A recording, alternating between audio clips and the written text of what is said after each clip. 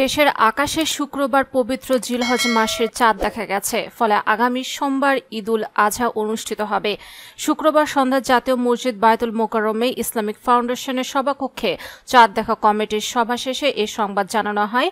সভায় সভাপতিত্ব করেন ধর্মমন্ত্রী মোহাম্মদ ফরিদুল হক খান এমপি। এর আগে সৌদি কর্তৃপক্ষ বৃহস্পতিবার জানায়, বৃহস্পতিবার সন্ধ্যায় দেশটির আকাশে জিলহজ মাসের চাঁদ দেখা গেছে। ফলে দেশটিতে বৃহস্পতিবার জিলহজ মাসের প্রথম দিন। এর মানে হল সৌদি আরবে আগামী 16 জুন ঈদুল আজহা উদযাপিত হবে এবং 15 জুন হবে আরাফার দিন।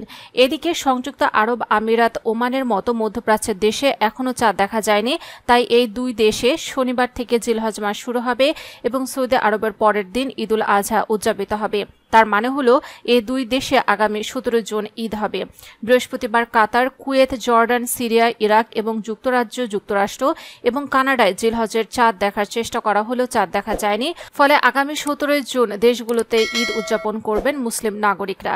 মুসলমানদের দ্বিতীয় বড় ধর্মীয় উৎসব ঈদুল আজহা কুরবানের ঈদ হিসেবেও পরিচিত। নামাজ আদায় ও পশু কুরবানির মাধ্যমে এই ঈদ উদযাপন করা হয়।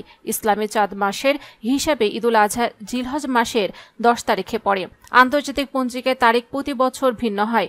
সাধারণত এক বছর থেকে আরেক বছর 10 থেকে 12 দিন করে কমতে থাকে। ঈদের তারিখ স্থানীয়ভাবে জিলহজ মাসের চাঁদ দেখার উপর নির্ভর করে।